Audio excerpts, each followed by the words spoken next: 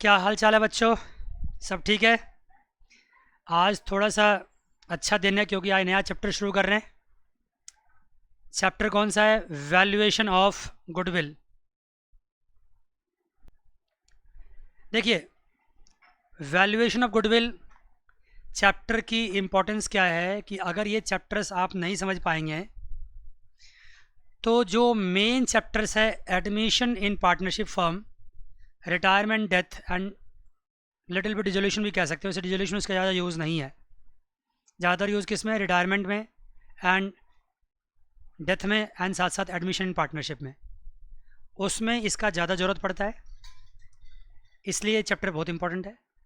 एक बात। दूसरी बात, अगर आप सीनियर क्लासेस में जाते हैं तो वहाँ भी ये चैप्टर काफ़ी इंपॉर्टेंट बन जाता है। काफ़ी ट्रिकी सा चैप्टर है। अकाउंटेंसी कम है, दिमाग ज़्यादा है, मैथमेटिक्स ज़्यादा है, कैलकुलेशन ज़्यादा है। अकाउंट्स की कोई एंट्री वेंट्री पास करने वाली बात तो इसमें है नहीं। कोई लेजर वेजर तो बनाना ही है। इसमें बस सवाल सवाल करने हैं, गुडविल की वैल्यूएशन करनी है। गुडविल को समझने के लिए बहुत सारी थ्योरेटिकल बातें समझानी होती है, लेकिन मैं बहुत सारी थ्योरेटिकल बातें अभी करने के मूड में नहीं हूँ, क्योंकि मैं आपका मूड समझता हूँ। आपका मूड में अगर मैं जाऊँ और अगर मैं थ्योरेटिकली बातें ढेर सारे करने लगूँ तो 5 मिनट में ही आप क्या करेंगे? वीडियो पॉज, छुट्टी यार, क्या है थ्योरी है। ऐसा बिल्कुल भी नहीं करूँगा मैं। थ्योरी में जब चैप्टर कंप्लीट हो जाएगा न्यूमेरिकली तो उसके बाद वापस मुड़ करके फिर से मैं थ्योरी बता दूंगा। लेकिन अभी मेरा मकसद होगा बैंग ऑन न्यूमेरिकल से स्टार्ट करना। एग्जैक्टली लेकिन ऐसा पॉसिबल नहीं है कि मैं 100% थ्योरी जीरो कर दूं। तो कुछ बातें तो मुझे करना ही पड़ेगा, जो बातें न्यूमेरिकल्स को स्टार्ट करने के लिए इंपॉर्टेंट है। तो आइए पहले मैं एक दो पॉइंट लिखता हूँ जो थ्योरेटिकली हम डिस्कस करेंगे, अब फिर इस चैप्टर को स्टार्ट करेंगे। पहला तो सबसे इंपॉर्टेंट बनता है मीनिंग ऑफ गुडविल। गुडविल क्या चीज़ है? ये चैप्टर नंबर 3 लिखिए पहले आप। चैप्टर 3 है, वैल्यूएशन ऑफ गुडविल है।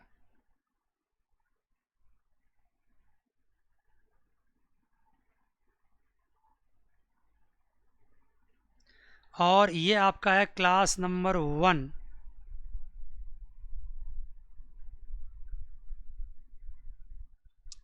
ये मैंने कर दिया इसको हाईलाइट।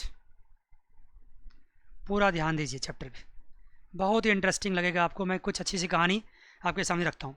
लेकिन आइए, सबसे पहले जो वो इम्पोर्टेंट थ्योरी जिसके बगैर आप न्यूमेरिकल स्टार्ट ही नहीं कर सकते, तो सबसे पहला पॉइंट क्या है? लिखिए, मीनिंग ऑफ गुडविल। ये है क्या चीज़? दूसरा पॉइंट होगा इसमें मैं जो बताऊंगा आपको, need for valuing goodwill. Goodwill की ज़रूरत क्या है?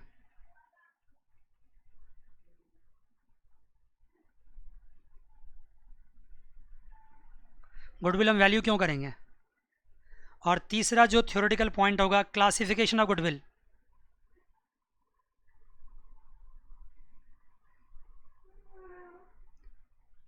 Classification of goodwill. और फोर्थ पॉइंट होगा methods of valuation of goodwill. इतनी बातें तो आपको जाननी ही पड़ेगी। Methods of valuation of goodwill. इसके अलावा और भी बातें हैं, factors affecting goodwill, definitions, many more things, वो सब बातें हम बाद में करेंगे। इतनी बातें तो आपको जाननी पड़ेगी। मीनिंग ऑफ गुडविल में भी बहुत कुछ कहा गया है, लेकिन मैं उतना नहीं, मैं बहुत ही ब्रीफली, बहुत ही प्रिसाइजली, बहुत ही इंपॉर्टेंट पॉइंट बताता हूँ मीनिंग ऑफ गुडविल में, और स्टार्ट करता हूँ यहीं से मैं आपको। आइए जी, सबसे पहला पॉइंट लिखिए आप, मीनिंग ऑफ गुडविल। मैं थ्योरेटिकली कुछ भी बोलने के मूड में नहीं हूँ। मैं चाहता हूँ कि ढेर सारे आसपास के एग्जाम्पल्स पिकअप करूँ और वो आपको बताऊँ, आप खुद समझ आएंगे। चलिए मीनिंग ऑफ गुडविल देखिए क्या होता है। मान लीजिए मिस्टर ए है और मिस्टर ए है और ये मिस्टर बी है। इसकी एज मान लीजिए 60 ईयर्स के आसपास है, और ये मिस्टर बी है, इसका एज 25 ईयर्स है। मिस्टर ए का एक शॉप है, कोई भी, और मिस्टर बी का एक शॉप है। मान गए? राइट सर, ये काफ़ी पुराना शॉप है, ये कम से कम 30 ईयर्स इस शॉप को हो चुके हैं, और इन्होंने हार्डली अभी शुरू किया है, मान लो इसका 1 ईयर हुआ है। दोनों एडजेसेंट है, साइड बाय साइड, एक दूसरे से दूर नहीं है, आसपास ही है। कस्टमर यहाँ भी जा सकते हैं, कस्टमर यहाँ भी जा सकते हैं, लेकिन यहाँ कस्टमर की बाढ़ लगी हुई है, भरे पड़े हैं। यहाँ गिने चुने कस्टमर जाते हैं। सामान दोनों जगह सेम मिलते हैं, यहाँ भी और वहाँ भी। हो सकता है कुछ सामान यहाँ भी अच्छा मिलता हो, लेकिन लोगों को भरोसा नहीं है। नया नया दुकान खुला है और यहाँ पे तो इतना भरोसा है, 30 साल हो गया सर्विस देते देते, बाल पक गए, सफ़ेद हो गए, तो लोग तो यही जाएगा। दोनों के बिज़नेस में मान लो कि इन्होंने भी क्या कर रखा है, 50 लाख रुपए अपने शॉप में लगा रखा है, इन्होंने भी 50 लाख अपने शॉप में लगा रखा है, कैपिटल लगा रखा है। ये एनुअली 20 लाख रुपए कमाता है, सपोज कीजिए, पर एनम इसकी कमाई है, और ये पर एनम मुश्किल से 5 लाख कमा पाता है। सेम दुकान, सेम बिजनेस, सेम लोकेशन, सब कुछ सेम है, लेकिन फिर भी ये ज़्यादा कमा रहा है, वो भी 1-2 लाख ज़्यादा नहीं, 15 लाख से ज़्यादा। ऐसा क्या बात, ऐसा क्यों हो रहा है? क्योंकि इसकी मार्केट में रेपुटेशन है।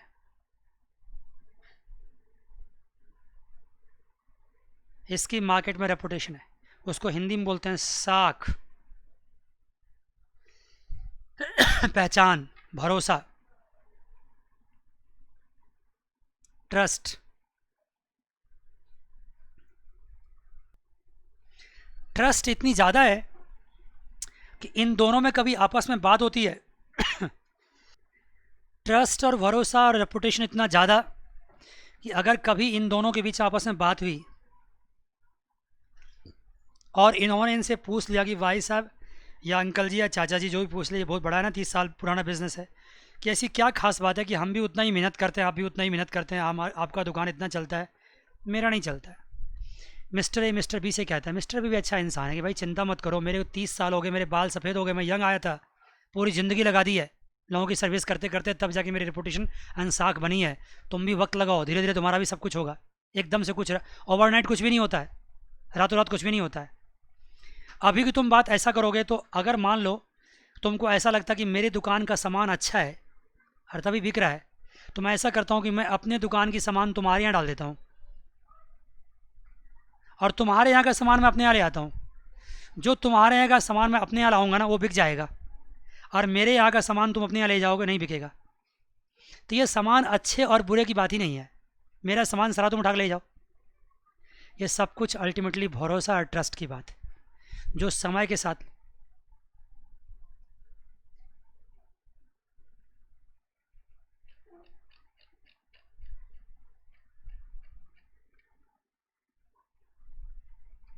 सुनो ना, आपसे बात कर लेंगे कभी, पहले सुन लो मेरी बात। मैंने क्या कहा, मिस्टर ए ने मिस्टर बी से क्या कहा कि मेरे यहाँ का जो भी सामान है, अगर तुमको लगता है कि वो सामान की क्वालिटी की वजह से बिक रहा है, क्वालिटी तो मैटर करता ही है, लेकिन ट्रस्ट भी मैटर करता है, तो तुम ऐसा करो, मेरे सामान में से बहुत सारे सामान तुम उठा के ले जाओ और तुम उसको बेचने की कोशिश करो। तुम्हारे यहाँ से वही चीज़ लोग नहीं परचेज करेगा, लेकिन तुम्हारे यहाँ का कोई सामान अगर थोड़ा सा कम क्वालिटी का भी है, अगर मैं उसको अपने शॉप पे रख लेता हूँ, अपने काउंटर पे, अपने भरोसे पे बेचता हूँ ना, तो लोग उसको खरीद लेगा। लोगों का ट्रस्ट इतना ज़्यादा मेरे से है। तो ये बात सामान की क्वालिटी और डिसक्वालिटी का काफ़ी हद तक नहीं है, कुछ हद तक तो है, क्वालिटी डिसक्वालिटी से फ़र्क पड़ता है। हमने क्वालिटी मेंटेन की तभी हमारी गुडविल बनी है, लेकिन सवाल इस बात की भी है कि अगर सेम क्वालिटी का गुड्स भी अगर तुम्हारे यहाँ है, मेरे यहाँ, तो लोग मेरे यहाँ से लेगा। ट्रस्ट की बात है, और ट्रस्ट एक दिन में नहीं बनता, ट्रस्ट ओवरनाइट नहीं बनता, ट्रस्ट समय के साथ बनता है। इसी को बोलते हैं हम क्या, रेपुटेशन, साख एंड गुडविल। इसी को नाम कंबाइंड रूप से क्या है, गुडविल है। ध्यान सुनिए मेरी बात को, आपके जो क्वेश्चंस होंगे मैं आपसे सुनूंगा, आपका जवाब दूंगा उस चीज़ का। इसी को क्या बोलते हैं, गुडविल बोलते हैं। अब बिजनेस में गुडविल का काफ़ी इंपॉर्टेंट रोल है, काफ़ी इंपॉर्टेंट रोल है, काफ़ी इंपॉर्टेंट रोल है। क्यों, देखो ना, हर इंसान बिजनेस खोलता है कमाने के लिए। बंदा कितना कमा रहा है, 5 लाख, और ये कितना कमा रहा है, 20 लाख, 15 लाख मोर। तो इसकी ज़्यादा कमाई होने का वजह क्या, गुडविल है। इसका मतलब goodwill is one of the most important factor in business, सबसे इंपॉर्टेंट फैक्टर में से है। ठीक है सर, तो ये तो हो गई मीनिंग ऑफ गुडविल की बात। अब बात आती है हालांकि मीनिंग में और भी बहुत कुछ हम बोलेंगे जब हम इसको चैप्टर को न्यूमेरिकली ख़त्म कर देंगे, फिर न्यूमेरिक थ्योरेटिकली एक क्लास और रखेंगे, तब जाके इसके बारे में और भी बात हम करेंगे। हाँ, नहीं अभी नहीं, अभी भी क्लास चल रही है, ठीक है ना। जब थ्योरेटिकली बात करेंगे तो और भी डिफाइन करेंगे। अभी मेरा मकसद सिर्फ इतना ही है कि थोड़ा थोड़ा टच करते हुए चले जाएं और आपको न्यूमेरिकल्स तक पहुंचाएं, ठीक है सर। अब यहाँ बात आती है need for valuing goodwill. Goodwill की वैल्यूएशन की नीड क्या है, देख लो। अब मिस्टर बी क्या होता है, समझ गया कि मिस्टर ए का बिजनेस चलने का मतलब क्या है। मिस्टर बी मिस्टर ए से कहता है कि चाचा जी ऐसा है कि तब तो अगर मैं बिज़नेस आपके सामने खड़ा करूँगा तो मुझे तो बहुत साल लग जाएगी बिज़नेस खड़ा होने में, तब तो कि मैं ये 5 लाख 6 लाख कमाता रहूँगा, तब तक तो जोरी थोड़ी है, सबके लिए इतना संघर्ष जोरी थोड़ी है, मेरे तो 20-30 साल निकल जाएँ, क्या फ़ायदा होगा। ऐसा करता हूँ मैं आपके साथ पार्टनरशिप कर लेता हूँ, जो मेरे कैपिटल है वो कैपिटल मैं आप में ही लगा देता हूँ, और आप में लगा देता हूँ, थोड़ी मेरी कमाई बढ़ जाएगी, आपका कैपिटल भी बढ़ जाएगा। मिस्टर ए कहता है कि कोई गलत ऑफ़र आपका नहीं है, आपका ऑफ़र सही है, लगा दो कैपिटल, कर लेते हैं साथ साथ बिजनेस। तो मिस्टर बी कहता है ठीक है, ध्यान देना इस बात को मैं क्या कहना चाह रहा हूँ। कहता ठीक है, मेरे पास आपके 50 लाख कैपिटल लगे हुए हैं और मैं भी 50 लाख कैपिटल लगा देता हूँ, हम दोनों इक्वल पार्टनर बन जाते हैं। ध्यान दीजिएगा, दोनों के 1 करोड़ कैपिटल हो गए, बिजनेस और बड़ा हो जाएगा, हम दोनों मिलकर कमाएंगे आराम से।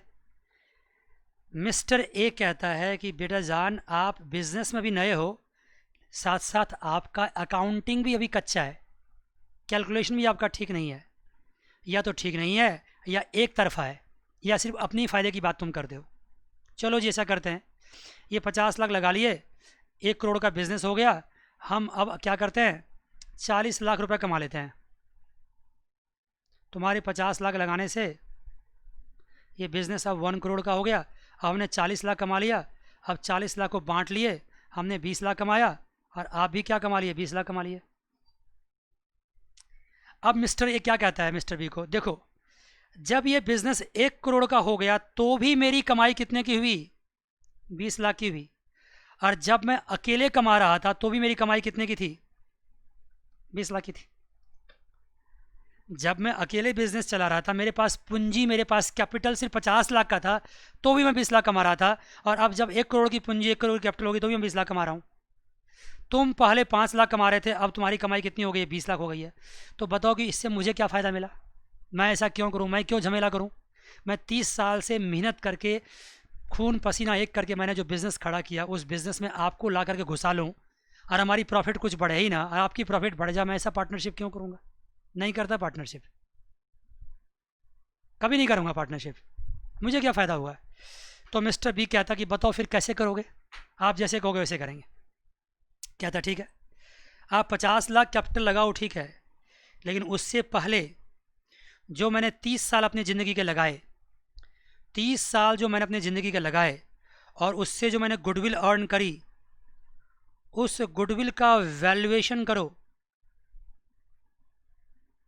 और उसका पैसा मुझे चुकाओ, उसकी पेमेंट करो, उसको परचेज करो, परचेज करो। गुडविल की पहले वैल्यूएशन करो, फिर उसको परचेज करो। भाई गुडविल इतना बड़ा सेट है, मैंने इतना टाइम लगा दिया, आप मेरे दुकान पे आके बैठ जाओगे, आपकी कमाई शुरू हो जाएगी, ऐसे थोड़ी करने देंगे आपको हम। आप आना चाहते हो कोई बात नहीं, आ जाओ, पहले आज के डेट में मेरी बिज़नेस की जो गुडविल उसकी वैल्यूएशन करो, क्योंकि बिज़नेस में गुडविल से कमाई जाती है, उसका फ़ायदा आपको भी होने वाला है। जो गुडविल मैंने कमाया उसका फ़ायदा मैं आपको यूँ कैसे पहुँचा दूँ। जो गुडविल मैंने 30 साल से अर्न किया है उसका फ़ायदा आपको यूँ कैसे दे देंगे, वो तो हम बेचेंगे आपको, पहले आप उसको खरीदोगे और ख़रीदने से पहले वैल्यूएशन करोगे। बिल्कुल सही बात, अब गुडविल का वैल्यूएशन होगा। अब आप समझ गए कि ये समझ गए कि गुडविल की वैल्यूएशन क्यों होती है। Need for valuation of goodwill की मैं बात कर रहा था, इसीलिए गुडविल की वैल्यूएशन होती है, यही वजह है। अब मैं यहाँ टॉपिक लिखता हूँ, क्या यहाँ क्या टॉपिक लिखा मैंने, need for valuation of goodwill. Goodwill की वैल्यूएशन इसलिए होती है, अगर मिस्टर ए बिजनेस अकेले करता रहता, तो उसको गुडविल की वैल्यूएशन करने की क्या ज़रूरत थी? अगर मिस्टर ए को मिस्टर बी ने पार्टनरशिप का ऑफ़र दिया और वो एक्सेप्ट करने के मूड में है, तो वो फिर मिस्टर बी से गुडविल की कीमत वसूलेगा, मांगेगा उससे। और यहाँ पर पंगा हो गया कि गुडविल की क्या करनी पड़ेगी, अब वैल्यूएशन करनी पड़ेगी। भाई जब कोई बिल्डिंग हम बेचेंगे तब तो उसका वैल्यूएशन करेंगे। जिस घर में तुम रहते हो, तुमसे कोई पूछेगा इस घर की वैल्यू क्या है, तुम कहोगे मुझे नहीं पता है। क्यों नहीं पता है? मुझे कौन सा बेचना है? अगर बेचना होता तो जब बेचना होता तब देखते। अभी मैं क्यों पता करूँ, मार्केट जाके बोखाऊँ बेकार का, फालतू फालतू प्रॉपर्टी लगे घर जाऊँ, बताओ मेरी बिल्डिंग की क्या वैल्यू है। अरे भाई जिस दिन बेचना होगा उस दिन मार्केट में पता करेंगे। तो जब आपको यहाँ गुडविल बेचना है तब उसकी वैल्यूएशन की जरूरत पड़ रही है। That is called what, need for valuation of goodwill. तो सर इसका मतलब सिर्फ इसी वक्त गुडविल की वैल्यूएशन होगी? नहीं, और भी फैक्टर्स हैं। दो कौन कौन से फैक्टर्स हैं? नीड फॉर वैल्यूएशन का गुडविल के कौन कौन से फैक्टर्स हैं? फैक्टर लिखते जाओ, उसका मैं लिखा देता हूँ आपको।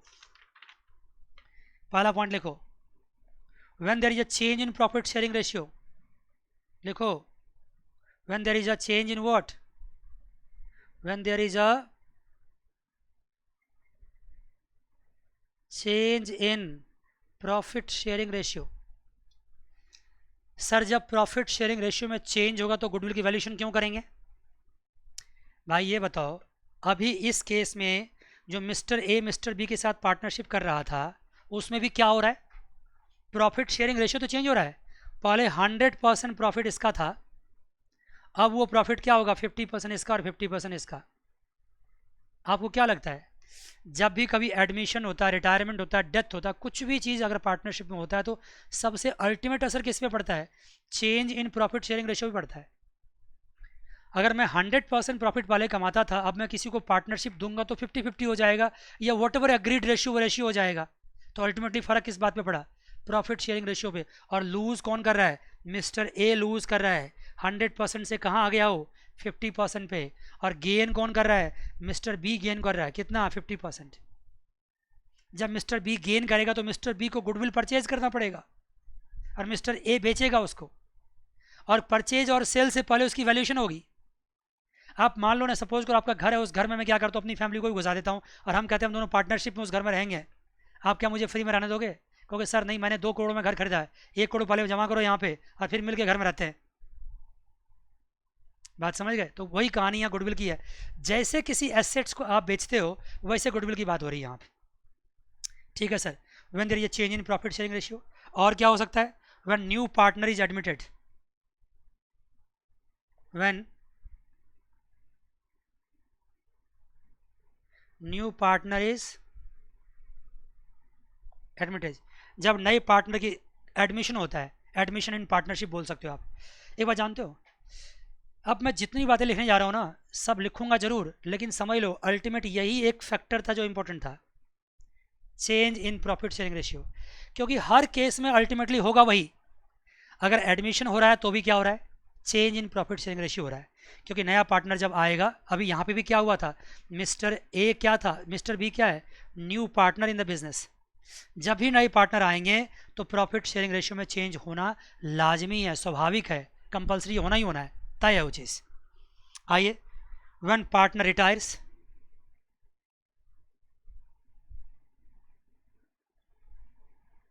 व्हेन पार्टनर रिटायर्स और what, dies. When partner retires और डाइज, जब पार्टनर की डेथ होती है या पार्टनर रिटायर करता है, इस परिस्थिति में भी क्या होता है? Ultimately change in profit sharing ratio ही होता है। Ultimately change in profit sharing ratio ही होता है। बात समझ गए? इस केस में भी गुडविल की वैल्यूएशन करनी पड़ेगी आपको।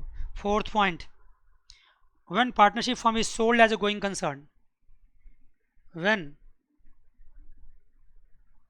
Partnership firm is sold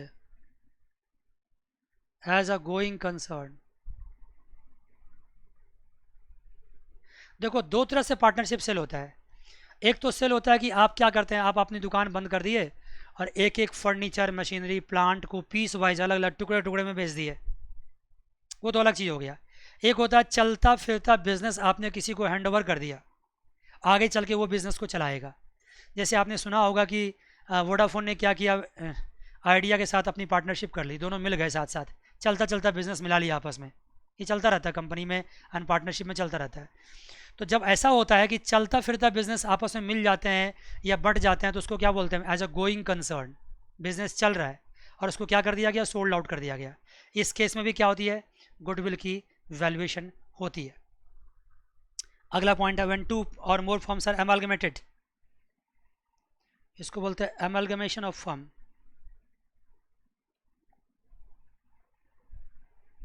amalgamation of firm का मतलब होता है जैसे मान लो दो अलग अलग फर्म है, अलग अलग चला रहे थे, अब वो दोनों क्या करना चाह रहे हैं, मिलना चाह रहे हैं। अभी क्या हुआ था, मिस्टर ए का अलग बिजनेस था, मिस्टर बी का अलग बिजनेस था ना, देखो ना, मिस्टर ए का अलग बिजनेस था, मिस्टर बी का अलग बिजनेस था। अब वो क्या चाह रहा है, दोनों मिल जाए, ठीक है ना, दोनों मिल जाए। और वो क्या करना, वो सिचुएशन क्या कहलाता है, वो कहलाता है एमालगमेशन ऑफ फर्म।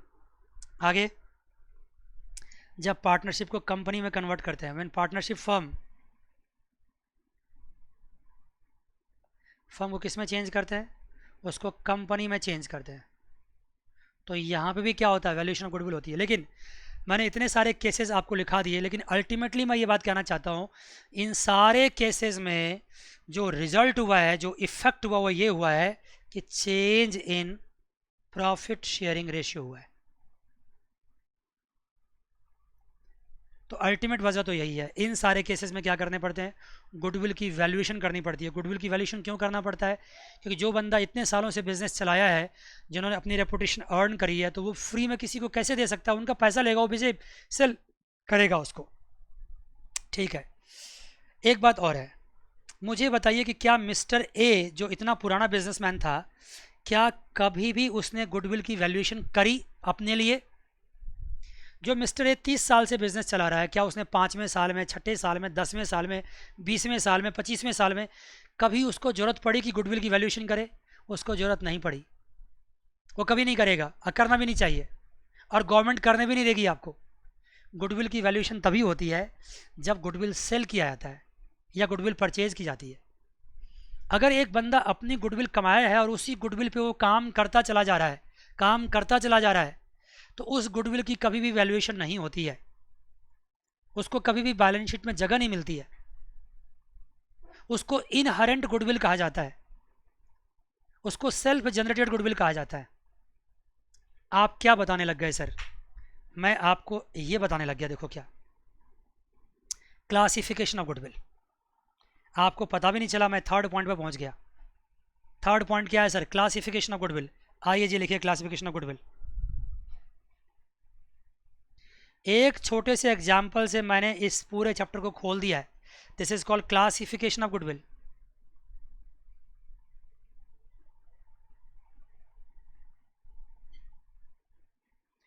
गुडविल दो तरह के होते हैं, एक होते हैं self generated goodwill,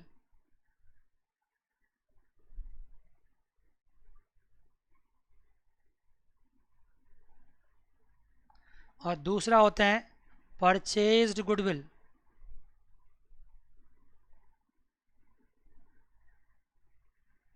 self generated and purchased. जो मैंने mister A and mister B का एग्जांपल दिया था, उसमें मिस्टर ए की जो गुडविल थी वो क्या थी? सेल्फ जनरेटेड थी। उन्होंने 30 साल टाइम लगाया एक ही जगह पे, एक ही कॉर्नर पे खड़ा होकर के, और तब अपनी दुकान की रेपुटेशन बनाई, जो खाने पीने का होगी, ये ग्रॉसरी का, जिसका भी हो। और मिस्टर बी ए जब तक बिजनेस चलाता रहेगा, वो अपनी गुडविल की वैल्यूएशन क्यों करेगा? बताओ ना, जरूरत क्या करने की? अगर वो कभी किया भी ना, दूसरे को सुनाने के लिए कि मेरी गुडविल तो 30 लाख की है, 40 लाख की है, वो कर ले, ऐसे बोल दे किसी को, लेकिन कभी बैलेंस शीट में वो दिखा नहीं सकता है as per the law. Self generated goodwill can never be shown in the balance sheet, can never be put into the balance sheet. उसको बैलेंस शीट में कोई जगह नहीं मिलती है, कभी दिखा नहीं सकते आप। मान गए जी बच्चे? यस सर, ठीक है जी। एक हो गया सेल्फ जनरेटेड गुडविल, दूसरा क्या हो गया? Purchased goodwill. ठीक है, मिस्टर ए की गुडविल क्या थी? सेल्फ जनरेटेड थी। अगर मिस्टर ए अपना बिजनेस मिस्टर बी को बेच दे, सेल कर दे, और मिस्टर बी उसको परचेज कर ले, तो फिर मिस्टर बी के लिए गुडविल क्या होगी? फिर मिस्टर बी के लिए जो गुडविल होगी वो क्या होगी? वो परचेज गुडविल होगी। और मिस्टर ए जब तक अपने बिजनेस में काम कर रहा है, तब तक उसको गुडविल की वैल्यूएशन की ज़रूरत ही नहीं है, क्योंकि जब वो खुद काम कर रहा है, खुद बिजनेस कर रहा है, तो क्यों वैल्यू करेगा वो? सेल्फ जनरेटेड गुडविल की वैल्यूएशन की आवश्यकता नहीं पड़ती है। जब बिजनेस को आप सेल करते हो, जब कोई परचेज करता है, तो वहाँ निगोशिएट करने के लिए, वहाँ उसको बेचने के लिए, उनसे पैसा लेने के लिए गुडविल का, वहाँ पे गुडविल की वैल्यूएशन करने की जरूरत पड़ती है, जो मैंने आपको 6 केसेस आपको ऊपर लिख के दिखाए हैं इन सारे केसेस में।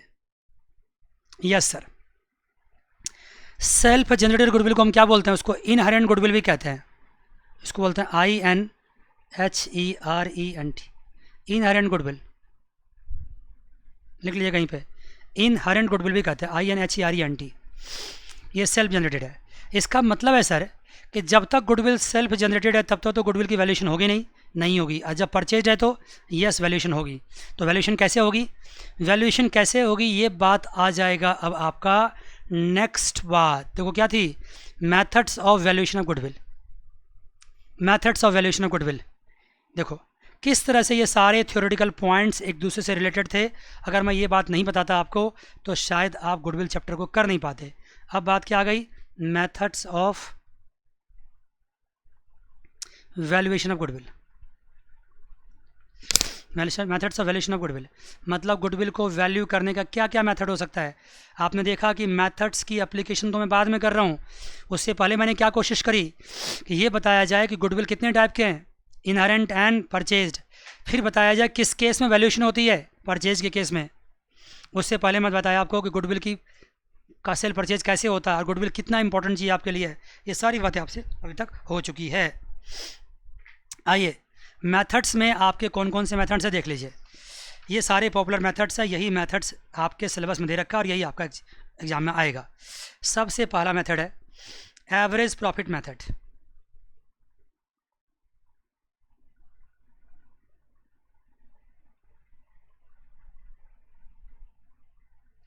उसके बाद दूसरा मेथड है super profit method.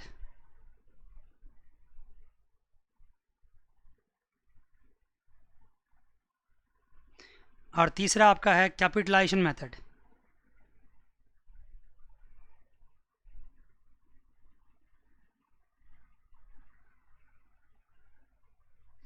Capitalisation method में फर्दर 2 पार्ट है, A एंड B। कैपिटलाइजेशन में कौन सा? Capitalisation of average profit,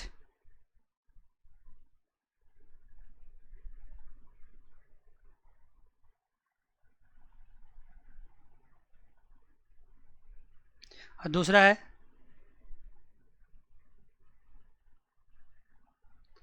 capitalisation of super profit. इतने पार्ट है। ये मेथड्स आपका सिलेबस का पार्ट है। आइए जी, सबसे पहले किसको स्टार्ट करेंगे? Average profit method.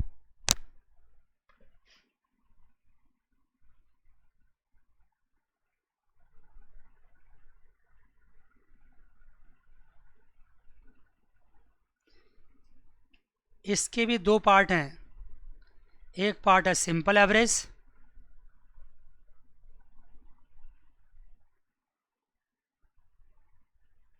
दूसरा पार्ट है वेटेड एवरेज।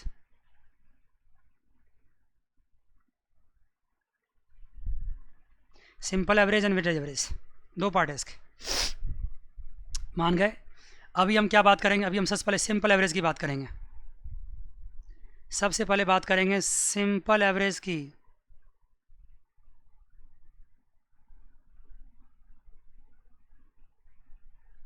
ठीक है, मेरे लिए बहुत ही आसान है कि मैं क्या करूं, फॉर्मूला लिख दूं और आपसे कहूं कि आप कर लो। और देखो सिंपल एवरेज का कितना सिंपल फॉर्मूला है। मैं फॉर्मूला तो पहले लिख देता हूं, फिर मैं उसको एक्सप्लेन करूंगा। गुडविल इक्वल्स टू है एवरेज प्रॉफिट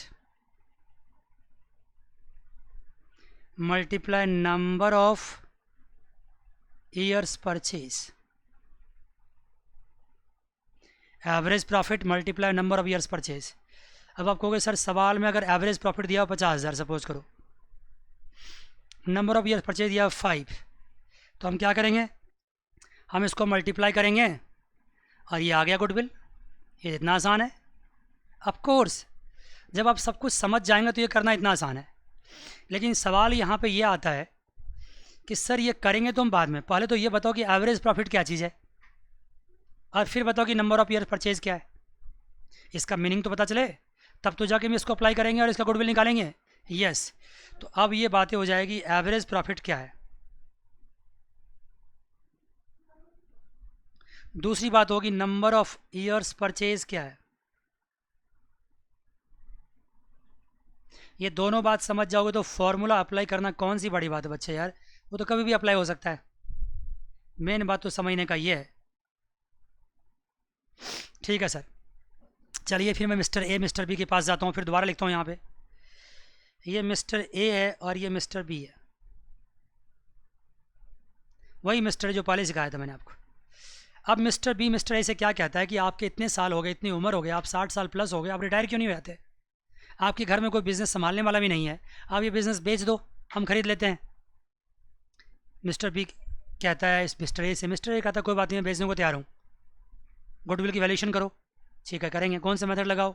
लगा लो एवरेज। अब मिस्टर बी क्या करेगा? गुडविल इसका परचेज करेगा। अब मैं वही बात दोबारा से रिपीट नहीं करूँगा कि क्यों करेगा, कैसे करेगा, वो सब तो हो चुका है। गुडविल की वैल्यूएशन होगी। मिस्टर बी गुडविल क्यों परचेज करेगा? आप में से कोई बता सकता है? Mister B will purchase goodwill of mister A. Mister B mister A का गुडविल क्यों परचेज करेगा? Because of reputation. आपने कहा, आंसर में रिपीट कर रहा हूँ, बिकॉज ऑफ रेपुटेशन जो उसकी मार्केट में बनी हुई है। क्या करेंगे रेपुटेशन का? रेपुटेशन का अचार डालेंगे। क्या करेंगे बताओ? उसकी नाम है तो उसकी नाम है, उसे मुझे क्या फ़ायदा मिलने वाला है?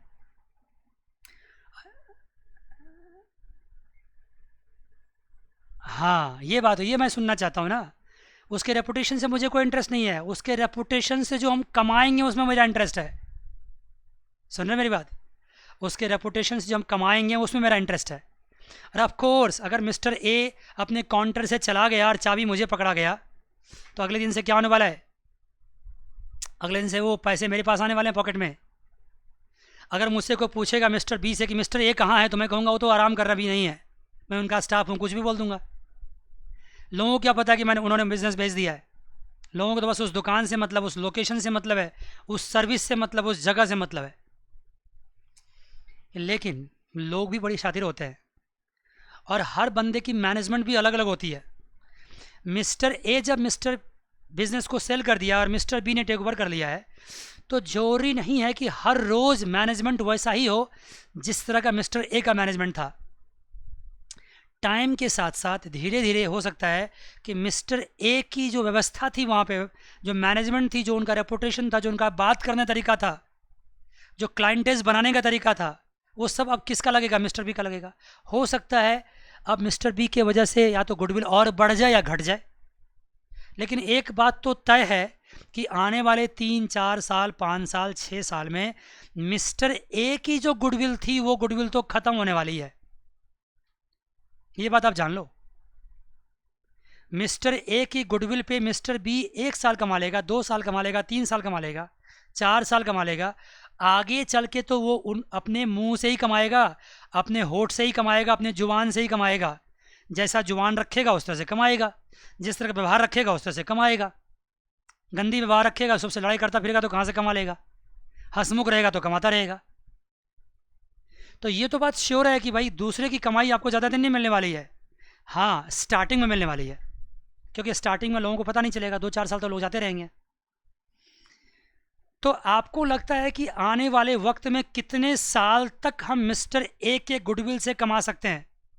मान लो 5 साल तक। अब आप कहोगे सर ऐसा क्यों नहीं हो सकता कि इनफिनाइट लाइफ तक कमा सकते हैं? ऐसा पॉसिबल नहीं है, प्रैक्टिकली पॉसिबल नहीं है, कभी पॉसिबल नहीं है।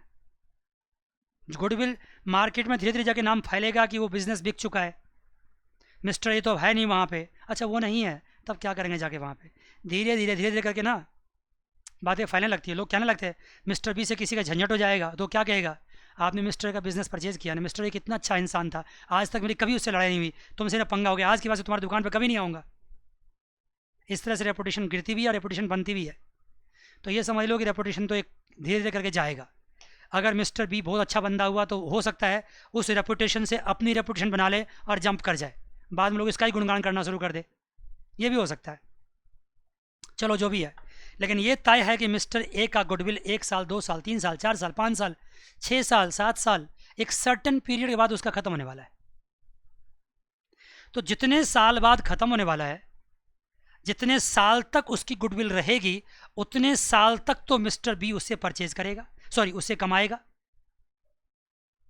अगर मान लो मिस्टर ए मिस्टर बी के बीच में बात होती है, मिस्टर ए कहता है कि मेरी गुडविल जितनी भी है ना, उससे कम से कम 10 ईयर्स तक आपको फ़ायदा होगा, 10 ईयर्स तक आप कमाओगे। तो 10 ईयर्स तक आपको फ़ायदा होगा। यही 10 ईयर्स ज़्यादा जानते हो क्या कहलाता है? यही कहलाता है नंबर ऑफ ईयर्स परचेज, यही कहलाता है नंबर ऑफ ईयर्स परचेज, यही कहलाता है नंबर ऑफ ईयर्स परचेज। 10 साल तक जो प्रॉफिट तुम कमाओगे वो मेरी वजह से कमाओगे, 10 साल तक। और जो मेरी एवरेज प्रॉफिट है वो मान लो 50,000 है। मेरी एवरेज प्रॉफिट कितनी है? 50,000। सपोज करो कोई भी एग्जांपल ले सकते हो, मैंने तभी 20 लाख एग्जांपल लिया, तो एग्जांपल ही था, उससे फ़र्क नहीं पड़ता है। एवरेज प्रॉफिट मेरी 50,000 है, और इस एवरेज प्रॉफिट को 10 से मल्टीप्लाई कर दो तो 5 लाख रुपया आने वाले 10 ईयर्स तक तो आप मेरी वजह से कमाने वाले हो। यही मेरी गुडविल है, यही मेरी गुडविल है। मैं तो लूँगा आपसे गुडविल, आपको देना पड़ेगा। और मिस्टर बी कहेगा ठीक है भाई ले लो, कोई बात नहीं।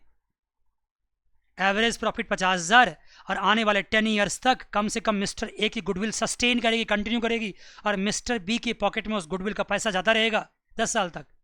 तो 10 साल के एवरेज प्रॉफिट का पैसा तो वो मांग ही लेगा। अब एक बात और मैं पूछना चाहता हूँ आपसे, ये बताइए, ये जो एवरेज प्रॉफिट निकाली गई है 50,000, ये प्रॉफिट किस पीरियड में कमाने की उम्मीद है? फ्यूचर में कि पास्ट में? ये बताओ, फ्यूचर में कि पास्ट में? बोलो ना, बड़ा इंपॉर्टेंट बात हो रहा है, बहुत इंपॉर्टेंट। अगर ये बात आप समझ गए तो मज़ा आ गया, आपको मज़ा आ गया, कोई भी सवाल कभी भी कर लोगे आप। भाई मिस्टर बी ने मिस्टर ए से बिजनेस परचेज किया, एवरेज प्रॉफिट 50,000 की है, तो मिस्टर बी वो प्रॉफिट कब कमाएगा? पास्ट में कि फ्यूचर में? ऑफ कोर्स फ्यूचर में। मिस्टर बी तो आज बिजनेस को परचेज कर रहा है ना, अब वो पास्ट तो बीत चुका है, पास्ट में तो बिजनेस मिस्टर ए के पास था। मिस्टर बी उम्मीद कर रहा है कि आने वाले समय में, आने वाले टाइम में हम प्रॉफिट कमाएंगे, इसीलिए इस प्रॉफिट को बोलते हैं future maintainable profit. Maintainable profit बोलते हैं, क्या बोलते हैं? फ्यूचर मेंटेनेबल प्रॉफिट, शॉर्ट में बोलते हैं एफएमपी। इसको बोलते हैं फ्यूचर मेंटेनेबल प्रॉफिट, इसको शॉर्ट में बोलते हैं एफएमपी। याद रखिएगा, समझ गए पक्का? क्या बोलते हैं बताओ? फ्यूचर, बोलो, मेंटेनेबल प्रॉफिट। इसमें फ्यूचर वर्ड क्यों लगा है सो पता चल गया आपको, क्योंकि ये फ्यूचर में कमाई होने का चांसेस है। लेकिन एक बात है, जो फ्यूचर मेंटेनेबल प्रॉफिट आप निकालोगे वो किस बेसिस पे निकालोगे? क्या आधार आपके पास, क्या बेस आपके पास, बताओ, बोलो ना। पास्ट, क्या बात है, जो उसका पास्ट है उस बेसिस पे निकालोगे। इसका मतलब जो पास्ट के प्रॉफिट्स हैं, पास्ट प्रॉफिट्स, वो इररिलेवेंट नहीं है, वो इंपॉर्टेंट है। पास्ट प्रॉफिट्स के आधार पे ही फ्यूचर निकाली जाती है। आपकी ज़िंदगी भी यही बात है। अगर मान लो कोई बड़ी बड़ी ज़बरदस्त बड़ी कंपनी आपके पास आ गया, बच्चों के पास आ गया, आपसे इंडिविजुअली इंटरव्यू ले और आपसे पूछे कि आपने पिछले 5 साल में क्या क्या किया, कैसे पढ़ाई करी, वो आपका पास्ट रिकॉर्ड क्यों जानना चाहता है? क्योंकि वो इससे पता लगाएगा कि फ्यूचर में ये बंदा क्या करने वाला है, फ्यूचर में कहाँ तक जाने वाला है, इसमें क्या पोटेंशियल है, क्या क्षमता है इसमें। तो पास्ट के रिजल्ट्स जो होते हैं वो ऑलवेज इंपॉर्टेंट होते हैं। पास्ट के रिजल्ट के बेसिस पे हम क्या निकालेंगे? फ्यूचर मेंटेनेबल प्रॉफिट निकालेंगे। पास्ट के रिजल्ट के बेसिस पे, मतलब पास्ट के year 1, year 2, year 3, year 4, year 5 and so on so fourth, what ever. सवाल के भी डिपेंड करता है ये बातें, सवाल में दे रखी होगी, उसके बेसिस पे हम क्या करेंगे? एवरेज निकालेंगे, और उसी एवरेज को हम क्या मानकर चलेंगे कि हम फ्यूचर में भी कमा सकते हैं, और उसका नाम क्या रख देंगे? Future maintainable profit, FMP. और उससे हम क्या निकालेंगे? गुडविल। कितने साल की? मुझे उम्मीद है जितने साल तक मैं इस गुडविल से कमा सकता हूँ, उस साल को हम क्या बोलेंगे? नंबर ऑफ ईयर्स परचेज बोलेंगे। अभी कुछ देर पहले मैंने ये फॉर्मूला लिखा था, आपको पता नहीं था ये फॉर्मूला क्या है, लेकिन अगर मैं अब लिखूँ यहाँ पे गुडविल इक्वल्स टू क्या, मैं लिखूँगा एवरेज प्रॉफिट अब आप समझ गए कि सर ये एवरेज प्रॉफिट क्या है, पास्ट ईयर्स में कमाए गए प्रॉफिट का एवरेज है। और मैं जैसे ही यहाँ पे लिखता हूँ नंबर ऑफ ईयर्स परचेज, अब आप मुस्कुरा रहे होंगे सर इसका भी मतलब पता चल चुका है, ये तो वो है जो आने वाले समय में फ्यूचर में हम कमाने वाले हैं इतने साल तक उस गुडविल की वजह से, इसलिए इसको बोलते हैं नंबर ऑफ ईयर्स परचेज। मज़ा आ गया, दिस इज कॉल्ड गुडविल। तो नंबर ऑफ ईयर्स परचेज तो सवाल में आपको गिवन रहेगा, ये क्या होगा, गिवन रहेगा। लेकिन एवरेज प्रॉफिट की क्या करनी पड़ेगी, कैलकुलेशन करनी पड़ेगी। कहोगे सर इसका कैलकुलेशन तो बहुत ही आसान है, कभी भी कर लेंगे हम, कितना दिक्कत, कोई दिक्कत ही इसमें नहीं होने वाला है। ऐसा नहीं है, एवरेज प्रॉफिट में आपको दिक्कत होगी। क्यों होगी बताता हूँ, सुनो। मान लो 5 साल की प्रॉफिट दे रखी, ईयर 1, ईयर 2, ईयर 3, ईयर 4, चलो 4 ईयर्स ले लेता हूँ मैं, 4 साल की प्रॉफिट दे रखी है और 4 साल का मुझे एवरेज प्रॉफिट निकालना है। चलो निकाल लेता हूँ। मान लीजिए इस साल में बिज़नेस की प्रॉफिट कितनी है, 1 लाख की। ध्यान दीजिएगा, देखो जब भी मैं कोई भी बात समझाता हूँ ना तो पहले उसकी रिक्वायरमेंट आपके सामने लाता हूँ, किसकी रिक्वायरमेंट क्या है, इसकी नेसेसिटी क्या है, और तब जाके उसको समझाता हूँ। ऐसे मैं समझा दिया फिर तो कोई फ़ायदा नहीं हुआ। 1 लाख की मान लो क्या है प्रॉफिट है, सेकेंड ईयर में कितनी है, मान लो 1.5 लाख की प्रॉफिट है। यहाँ कितनी है, 2 लाख की प्रॉफिट।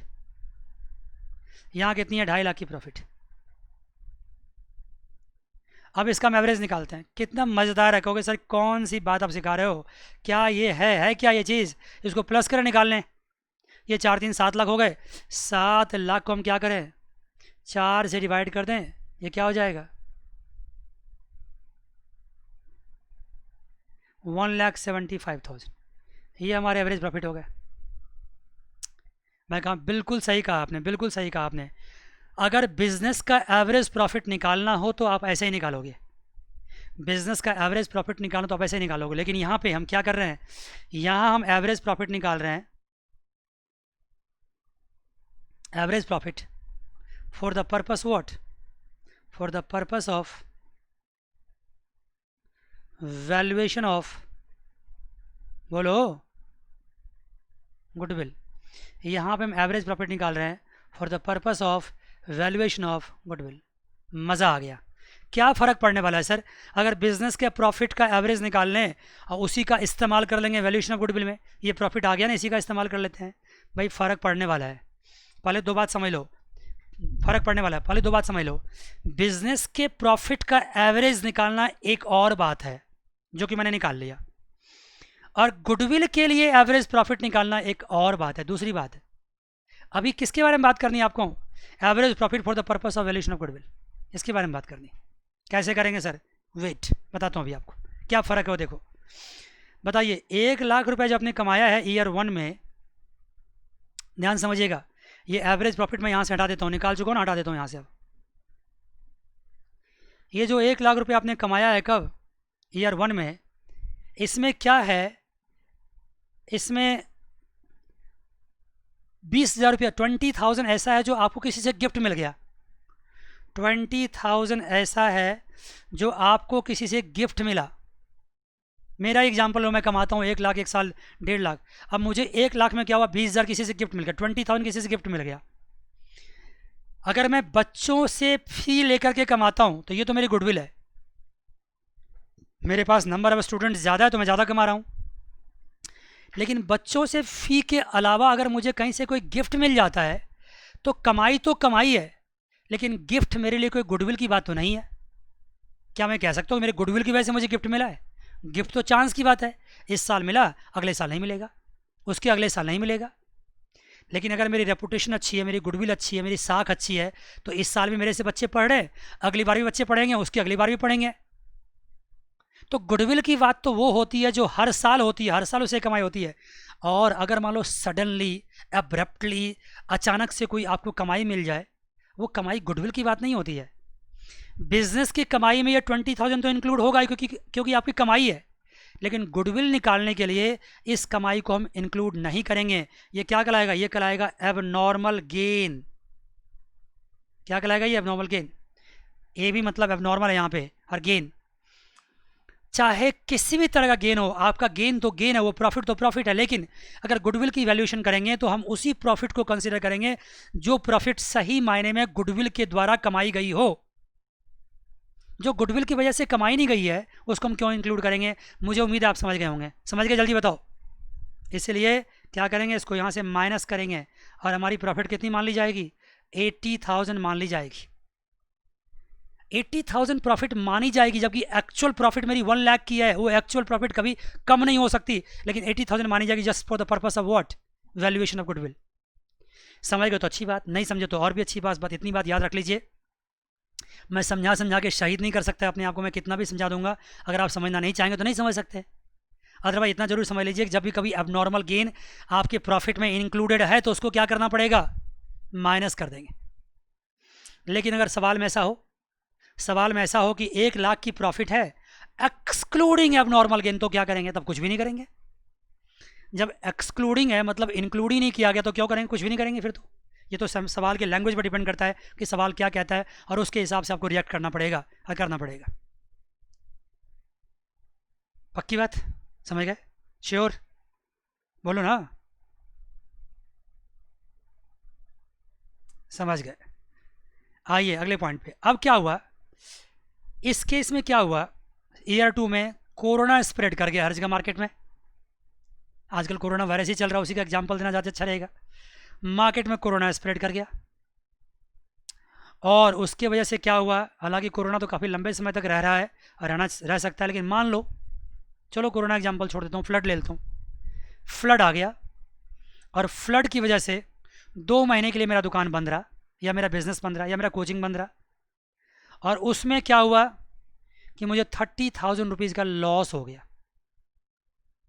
और वो लॉस क्या है? इस ईयर 2 में इंक्लूडेड है। लॉस इंक्लूड का मतलब होता है प्रॉफिट में से वो माइनस कर दिया गया है। इंक्लूड का मतलब अब ऑलवेज प्लस नहीं होता, इंक्लूड का मतलब माइनस भी होता है। अगर लॉस हो तो माइनस ही हुआ है। अगर वो 30,000 की लॉस नहीं हुई होती तो मेरा प्रॉफिट कितना होता है ये बताओ? तब तो मेरा प्रॉफिट 30,000 यहाँ प्लस करेंगे कितना होता? 1,80,000 का होता। मज़ा आ गया? तो सर आप क्यों प्लस करते हो? सही मायने में तो आपका प्रॉफिट 1,50 का ही हुआ है ना। मैं कहता हूं कि मैं एक्चुअल प्रॉफिट 1,50 की हुई है, उससे मैं आपसे डिफाई नहीं कर रहा हूं। कोई मेरी लड़ाई आपसे नहीं है। मैं बस ये कह रहा हूं कि जो 30,000 का मेरा नुकसान हुआ है, क्या मेरा गुडविल की वजह से नुकसान हुआ है? क्या फ्लड आ गया, सारे बिजनेस बंद हो गए, तो क्या कोई मार्केट में कहेगा कि सर की गुडविल कम हो गई है? कभी कम नहीं होता। सब समझते हैं, सोशल प्रॉब्लम को सब समझते हैं। आज अगर मान लो कोरोना का पीरियड चल रहा है, मैं ऑनलाइन पढ़ा रहा हूँ, लाइव क्लासेस नहीं ले पा रहा हूँ, तो क्या मेरी गुडविल ख़राब हो रही है? Of course not. कोई क्या कर सकता है इसमें? जब सोशल प्रॉब्लम है, ग्लोबल प्रॉब्लम है, पेंडेमिक है, कोई बाहर जा नहीं सकता है, तो सारे इंस्टीट्यूट्स बंद है, तो लोग ऑनलाइन ही पढ़ाएगा। तो जब कोई यूनिवर्सल प्रॉब्लम आती है, नेचुरल कैलामिटीज़ आती है, कोई ऐसी एबनॉर्मल लॉस आता है, तो उसका असर सब पे पड़ता है, उससे गुडविल पे कोई असर नहीं पड़ता। सपोज करो कल रात को मेरी तबीयत ख़राब हो गई थी, सर दर्द हो गया था, अब मैं रात को नहीं पढ़ा पाया, तो बच्चे क्या कहेंगे? यार ये सर तो पढ़ाते ही नहीं है, तो गुडविल ख़राब हो गई हमारी। ऐसी अगर गुडविल ख़राब होती तो हो जाए, मैं क्या करूँ? मैं मरते मरते पढ़ाऊँ बच्चों को क्या? ऑफ कोर्स गुडविल ख़राब नहीं होती है। अगर सर दर्द होते हैं तो गुडविल ख़राब नहीं, तबीयत ख़राब तो गुडविल ख़राब नहीं होती है। हाँ, अगर मान लो आपका ये आदत ही बन गया है, आप सप्ताह में 7 दिन कहते हैं कि मेरा सर दर्द ही हो रहा है, तब तो कोई भी इंसान कहेगा भाई साहब ऐसे कौन सा सर दर्द है यार, 7 दिन चलता है, महीने में 15 दिन चलता है, ऐसा कौन सा सर दर्द है? फिर तो आप सर दर्द साथ ही जियो और मुझे अपना काम कहीं और करने दो, आपका सर दर्द आपको मुबारक। तब तो गुडविल जाएगी जाएगी। लेकिन अगर अब नॉर्मल है, कभी कभार कैसा हो जाता है, तो फिर उस सिचुएशन में कुछ नहीं कर सकता कोई इंसान, उससे गुडविल नहीं गिरता है। और मैंने क्या कहा? एक्चुअल प्रॉफिट तो आपकी 1,50 है, लेकिन गुडविल के पर्पस के लिए आपकी प्रॉफिट क्या मान ली जाएगी? 1,80,000, 1,80,000 मान ली जाएगी। मेरे लिए सबसे इंपॉर्टेंट बात क्या है कि मैं ये समझा पाऊँ कि अब नॉर्मल लॉस को मैंने क्यों ऐड किया। यहाँ क्या हुआ? यहाँ पे अब नॉर्मल लॉस क्या हो गया? ऐड हो गया।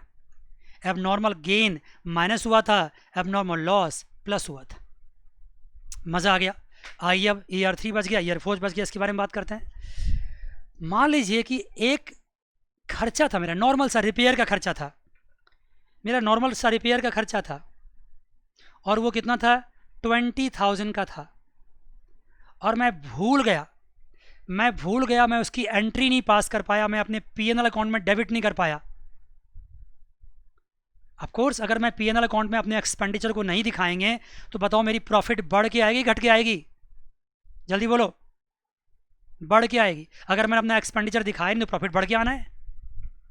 तो ये 2 लाख की प्रॉफिट जो दिख रही है ये सही प्रॉफिट है? ये नहीं है सही, क्योंकि मैंने एक गलती कर दी। क्या गलती कर दी? रिपेयर्स तो दिखाया ही नहीं। तो मेरी प्रॉफिट कितनी होना चाहिए? 1,80,000 होना चाहिए। तो ये क्या है? ये नॉर्मल एक्सपेंडिचर है। ये कोई एबनॉर्मल नहीं है, ये नॉर्मल है। नॉर्मल एक्सपेंडिचर बिजनेस से माइनस किया जाना चाहिए। अगर माइनस नहीं है तो माइनस अब कर दो। ये तो गलती है आपकी, माइनस करना ही करना चाहिए। हाँ, एबनॉर्मल लॉस को अगर माइनस कर रखा है तो उसको प्लस करो। एबनॉर्मल लॉस गुडविल को अफेक्ट नहीं करता है। Very good sir. इसका मतलब क्या हो गया? नॉर्मल एक्सपेंडिचर अगर गलती से पहले छूट गया था तो उसको यहाँ पे क्या करेंगे? माइनस। और अगर पहले सब कुछ सही था तो अब कुछ भी नहीं करेंगे। आइए जी, मैं पढ़ाता हूँ, मेरे पास कुछ बच्चों के फ़ी आए, मैंने गलती से उसको फ़ी में ऐड ही नहीं किया। ये मेरी नॉर्मल इनकम है, मैंने नॉर्मल इनकम को क्या किया? प्लस ही नहीं किया। तो मेरे प्रॉफिट क्या आएंगे? वैसे ही कम आएंगे। तो मुझे नॉर्मल इनकम अगर मान लो 30,000 रुपये का, तो मुझे क्या करना चाहिए? प्लस करना चाहिए, क्योंकि नॉर्मल इनकम से तो गुडविल पे फ़र्क पड़ता है, तो इसको प्लस करना चाहिए। तो ये क्या हो जाएगा मेरा? 2,80,000। अगर मैं गलती से नॉर्मल इनकम को छोड़ देता हूँ तो प्लस करो, नॉर्मल एक्सपेंडिचर को छोड़ देता हूँ तो माइनस करो। अगर मैं अब नॉर्मल गेन को इंक्लूड कर रखा है तो माइनस करो, अब नॉर्मल लॉस को इंक्लूड कर रखा है तो अब प्लस करो। अगर ये कॉन्सेप्ट आप समझ गए ना तो बच्चा यार कोई भी सवाल आ जाए, बिल्कुल किसी भी सवाल से आप टकरा जाओगे। आ जाओ भाई, देखता हूँ मैं तुम्हारी क्या हैसियत है। टकरा जाओगे उससे आप, तो आप इंजॉय करोगे यार। आ जाए, देखते हैं कौन सवाल है। ऐसी तैसी तुम्हारी कोई भी सवाल कर जाओगे। अब आप मेरे साथ बोलिए क्या करना बच्चे। अगर अब नॉर्मल गेन पहले से प्लस है तो क्या करोगे? जल्दी बताओ। माइनस करोगे। अगर अब नॉर्मल लॉस पहले से इंक्लूडेड है तो क्या करोगे? सर उसको प्लस करेंगे। अब नॉर्मल लॉस अगर पहले माइनस कर रखा है तब उसको ऐड बैक करेंगे। नॉर्मल एक्सपेंडिचर अगर पहले माइनस नहीं किया तो क्या करोगे? अब माइनस करेंगे। नॉर्मल इनकम अगर पहले प्लस नहीं किया तो क्या करोगे? अब प्लस करेंगे। अगर मैं ऐसे रटवा देता तो फ़ायदा नहीं था, मैंने समझाने की कोशिश करी। समझ गए तो बहुत अच्छी बात है, नहीं समझे तो और भी अच्छी बात है। अकाउंटेंसी या किसी भी सब्जेक्ट को समझने का दूसरा तरीका भी होता है याद करना, रट जाना। अगर आपका दिमाग में उतनी बातें नहीं अट पा रही है ना तो आप याद भी कर लो, चलेगा। 2 4 5 सवाल करोगे ना तो अपने आप याद हो जाएगा, सब कुछ समझ आओगे आप। तो ये मज़ा आ गया। देखा आपने, आपने गुडविल के पर्पस के लिए जब एवरेज प्रॉफिट निकाला तो कितने सारे एडजस्टमेंट्स आपको करने पड़े। पता है इसको क्या बोलते हैं? इसको एडजस्टेड प्रॉफिट भी कहते हैं। इसको एडजस्टेड प्रॉफिट भी कहते हैं। और जब इसका एवरेज निकाल लेते हैं तो एवरेज निकालने के बाद ये क्या कहलाता है? ये कहलाता है फ्यूचर मेंटेनेबल प्रॉफिट। और वो क्यों कहलाता है वो भी समझा दिया मैंने आपको। ठीक है जी, तो ये पूरी बात हो गई। आइए, जितनी बातें मैंने आपको समझाई है उसको प्रॉपर तरीके से क्या करते हैं? उसको हम फॉर्मुलाइज कर देते हैं। क्या करते हैं? फॉर्मुलाइज कर देते हैं। आइए, अगर मान लीजिए आपको प्रॉफिट दे रखा है तो उसको कैसे करोगे? आइए देखिए, पास्ट ईयर्स के जितने प्रॉफिट दे रखे हैं,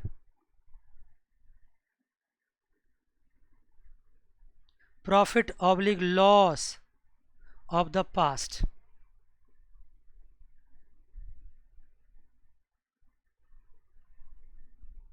उसमें क्या करोगे? ऐड करोगे। कुछ आइटम को ऐड करोगे और कुछ को लेस करोगे। जितने भी आइटम्स ऐड होंगे पहले मैं समझाते जाता हूँ। देखो, एबनॉर्मल लॉसेस मैंने अभी समझाया। और क्या ऐड करोगे? Loss on sale of fix asset,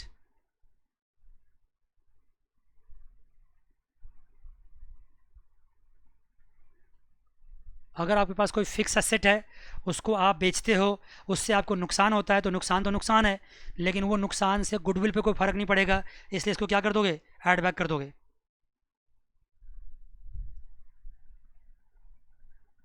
over valuation of opening stock, अभी मैं इसके बारे में समझाऊंगा, चिंता मत करो अभी। और under valuation of closing stock, over valuation of opening stock और under valuation of closing stock. ठीक है जी, अभी समझाता हूँ इसके बारे में। Non recurring expenses, non recurring expenses,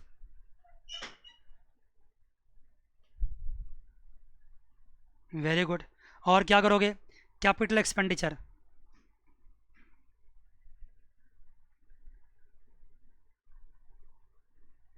charged as revenue expenditure. Capital expenditure charge as revenue expenditure, capital expenditure charge as revenue expenditure. ठीक है जी सर, क्या होगा इसका बताता हूँ क्या होगा। देखिए इसको ऐड कर दिए, लेस करो, पहले पूरा फॉर्मूला समझ लो, फिर मैं आपको इसको जो पॉइंट बच गए उसको समझाऊंगा। लेस क्या करोगे, एब नॉर्मल गेन, ऐड समझ गए तो लेस भी समझ जाओगे। Over valuation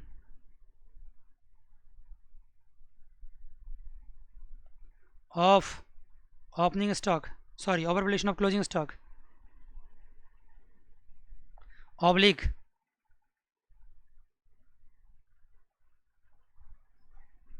under valuation of opening stock, less करोगे। और sir non recurring incomes,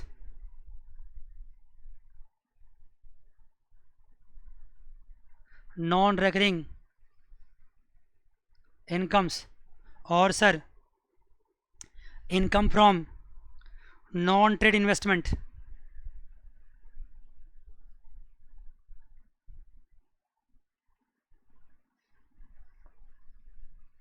income from non trade investments, और सर पार्टनर्स रिम्यूनरेशन,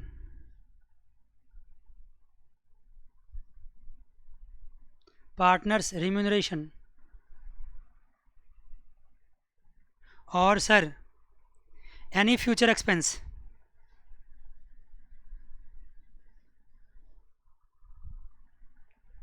एक्सपेंसेस, ये सारे आप क्या करोगे, माइनस करोगे।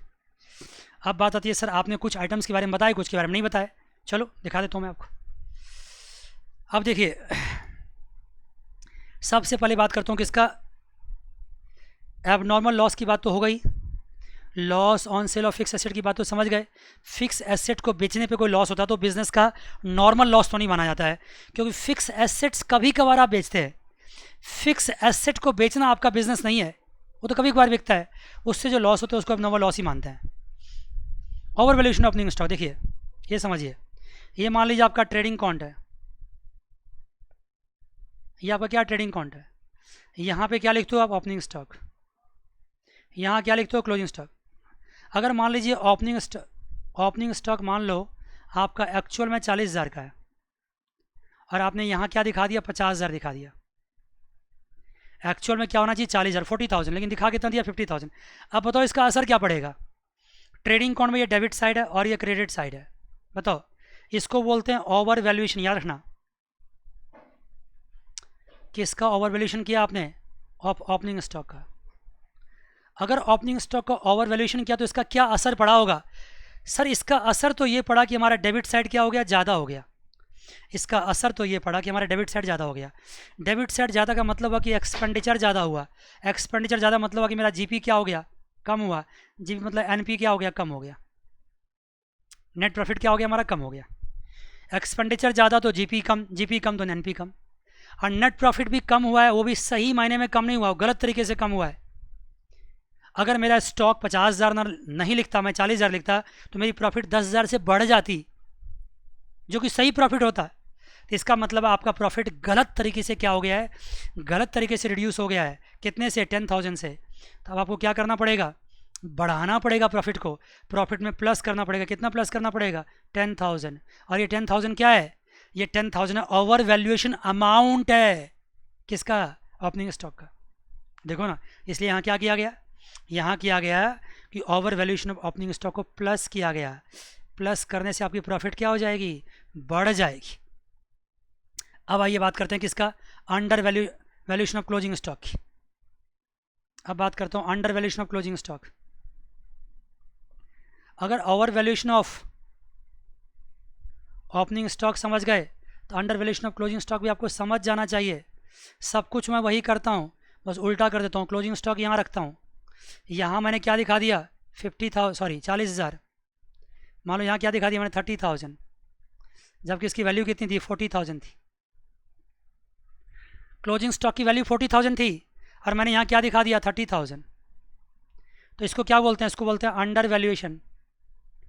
इससे क्या फ़र्क पड़ा सर, ये मेरी क्रेडिट साइड है, क्रेडिट साइड कम हो गया। क्रेडिट साइड कौन सी साइड होती है, इनकम साइड होती है। क्रेडिट साइड कम मतलब इनकम कम, इनकम यहाँ पे क्या है, जीपी है, जीपी कम, जीपी कम मतलब एनपी कम। आपका प्रॉफिट अननेसेसरी कम हो गया, कितने से, 10,000 से, तो आपको क्या करना पड़ेगा, प्लस करना पड़ेगा। इसलिए क्या किया गया, यहाँ पे प्लस किया गया, यहाँ पे प्लस किया गया। Under valuation of closing stock, over valuation of opening stock तो under valuation of closing stock. बात समझ गए। जब यहाँ मैंने ऐड किया है तो यहाँ क्या करेंगे, यहाँ जस्ट उसका उल्टा करेंगे। यहाँ मैंने क्या लिखा, यहाँ मैं लिखा over valuation of opening stock, तो यहाँ क्या लिखेंगे, over valuation of closing stock. यहाँ क्या लिखा, under valuation of closing stock, तो यहाँ क्या लिखूंगा, under valuation of opening stock. Just उल्टा करूँगा। क्यों सर, क्योंकि यहाँ मैंने क्या किया प्लस, तो यहाँ मैं क्या करूँगा लेस। इतना दिमाग तो लगा लेना खुद से आप यार, इतना दिमाग लगा लेना। ओवर वैल्यूएशन में जो ट्रीटमेंट करेंगे ना, अंडर में उसका उल्टा करेंगे। ओवर वैल्यूएशन जो ट्रीटमेंट करेंगे, अंडर में उसका उल्टा करेंगे। यस सर, समझ में आई बात, नहीं समझ में आई, थोड़ा सा कन्फ्यूजन रहता है तो रहने दो, सवाल के वक्त समझाएंगे। एक बात और आ जाओ, ये बताओ कि वैल्यूएशन होता किसका है, वैल्यूएशन किसका होता है, वैल्यूएशन ऑफ ओपनिंग स्टॉक होता है और वैल्यूएशन ऑफ क्लोजिंग स्टॉक बताओ किसका होता है, बोलो जी। बड़ा ज़बरदस्त क्वेश्चन मैंने पूछा आपसे, बड़ा ज़बरदस्त। बताओ किसका वैल्यूएशन होता है, वैल्यूएशन ऑफ ओपनिंग स्टॉक होता है, वैल्यूएशन ऑफ क्लोजिंग स्टॉक होता है, बोलो जी। ऑफ कोर्स, ज़िंदगी में याद रखना हमेशा कि वैल्यूएशन किसकी होती है, क्लोजिंग स्टॉक की होती है। क्यों होती है क्लोजिंग स्टॉक की, क्योंकि साल का जब आखिरी आता है ना, तब स्टॉक की वैल्यूएशन होती है, और आखिरी में किसकी वैल्यूएशन होती है, क्लोजिंग स्टॉक की। जब एक बार आपने क्लोजिंग स्टॉक की वैल्यूएशन कर दी ना, तो वही नेक्स्ट डे क्या होने वाला है, वही नेक्स्ट डे आपका ओपनिंग स्टॉक होने वाला है, वही नेक्स्ट डे आपका ओपनिंग स्टॉक हो जाएगा। तो एक बार क्लोजिंग स्टॉक की वैल्यूएशन हो गई तो समझ लो अगर ये ज़्यादा है, अगर क्लोजिंग स्टॉक ज़्यादा है तो अंडरस्टूड ओपनिंग स्टॉक भी क्या होगा, ज़्यादा ही होगा। अगर 2020 का क्लोजिंग स्टॉक ज़्यादा है तो 2021 का ओपनिंग स्टॉक क्या होगा, ज़्यादा होगा। अगर 2020 का क्लोजिंग स्टॉक कम है तो 2021 का ओपनिंग स्टॉक क्या होगा, कम होगा। अंडरस्टूड है, अंडरस्टूड है, अंडरस्टूड है, अंडरस्टूड है, बात समझ गए। तो ये बात है, यहाँ तक की है, ठीक है जी। तो इसमें और भी बहुत सारे फैक्टर्स इसमें बच गए समझाने के लिए। यहाँ तक का फॉर्मूला पहले आप ढंग से याद कर लीजिए। मैं ये समझता हूँ कि अगर मेरे पास 10-15 मिनट का और वक्त होता तो मैं काफ़ी कुछ इसमें सिखा सकता था, कोई सवाल भी कर सकता था, लेकिन कोई बात नहीं। आप थोड़ा फ्रेश हो जाइए, सब कुछ समझ लीजिए, दिमाग खाली खा पी लीजिए, बढ़िया से दिमाग को तंदुरुस्त कर लीजिए। फिर से अगली क्लास में मिलते हैं। इनके बचे खुचे पॉइंट को इस फॉर्मूला से ये स्टार्ट करेंगे हम, और हर बचे खुचे पॉइंट को हम डिस्कस करेंगे, हर मीनिंग को हम एक्सपोज करेंगे, हर मीनिंग को बताएंगे, और तब जाकर देखना कितना मज़ेदार तरीके से आप सवाल कर सकते हैं। तो बच्चों आज के लिए बस इतना ही, अगली क्लास में फिर मिलेंगे। God bless you all, take care, bye bye and see you.